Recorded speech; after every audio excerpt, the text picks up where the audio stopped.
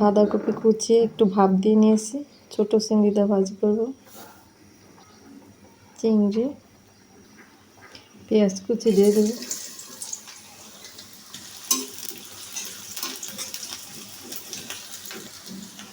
চিংড়ি দিয়ে দেব, হলুদ গুঁড়ো, অল্প একটু মরিচ গুঁড়ো, ধনিয়া, জিরা বাটা, লবণ,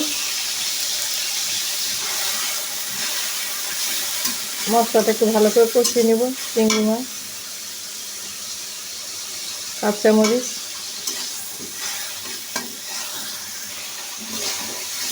চিংড়ি মাছ কষানো হয়ে গেছে,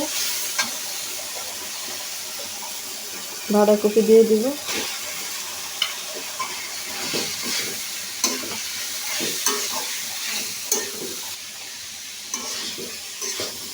ভাপিয়ে পানি ফেলে দিয়েছি, এর জন্য পানি ওঠে না, সুন্দর তাড়াতাড়ি ভাজা হয়ে যায়।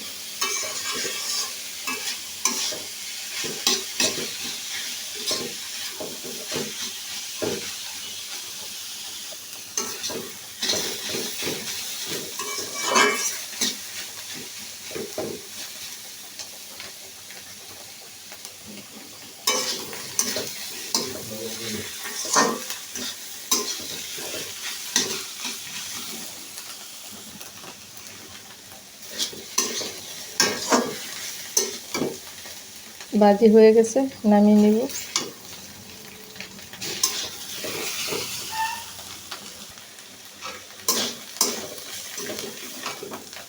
নামিয়ে নিব।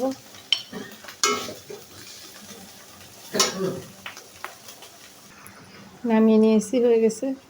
আসসালামু আলাইকুম, ভালো থাকো সবাই, আল্লাহ হাফিজ।